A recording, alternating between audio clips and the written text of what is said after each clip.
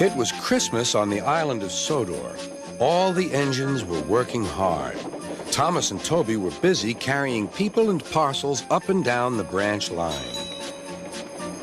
Everyone was happy. Only the coaches, Annie and Clarabelle, were complaining.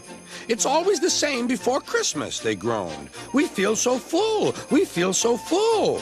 "Oh, come on," said Thomas. "Where's your festive spirit? Christmas Day is almost here."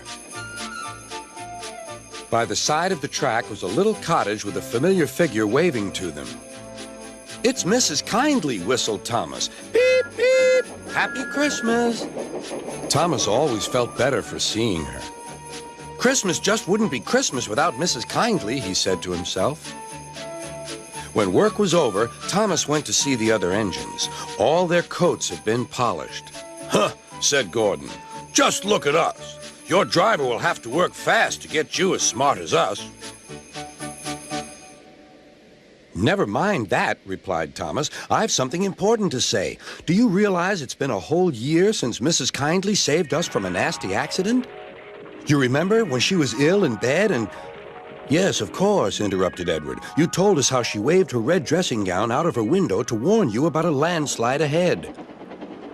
"And you and Toby gave her presents?" Percy joined in. "And Sir Topham Hatt sent her to the seaside to get better." "But," said the other engines, "the rest of us never thanked her properly." "Exactly," said Thomas. "So now I think we should all give her a special Christmas party." Everyone was getting very excited, and the drivers felt sure that Sir Topham Hatt would agree, as indeed he did. The engines were all busy making plans when silence fell. Sir Topham Hatt had bad news. "The weather's changed badly. Mrs. Kindly is snowed up. Toby says he'll help to rescue her. You must help too, Thomas. There's no party unless you do." Thomas hated snow, but he said bravely, "I'll try, sir. We must rescue her. We must." "There's a good engine. You and Toby will manage splendidly." Thomas charged the snowdrifts fiercely. Sometimes he swept them aside, sometimes they stuck fast, and the men had to loosen them.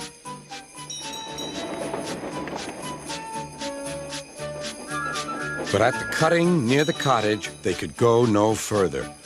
"Look at that!" exclaimed Thomas's fireman. "Beep, beep! Here we are!" An answering wave came from an upstairs window. Then they heard a familiar sound. "That's Terence, the tractor," said Thomas. "He's come to help too."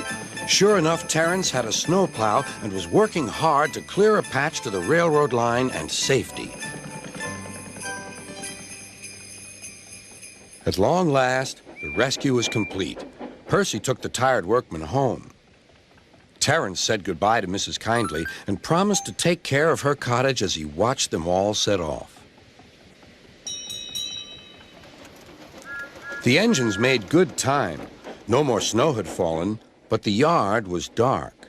There was no one to be seen. Thomas's heart sank. Suddenly, all the lights went on. What a marvelous sight awaited Mrs. Kindly. "Well done," said Sir Topham Hatt. "I'm really proud of you all." Mrs. Kindly especially thanked the smaller engines. "Thomas and Toby are old friends," she said. "And now, Percy, you are my friend too." Percy was very pleased. "3 cheers for Mrs. Kindly," he called. "Beep, beep, beep." They all whistled. "We wish you a Merry Christmas, we wish you a Merry Christmas, we wish you a Merry Christmas and a Happy New Year."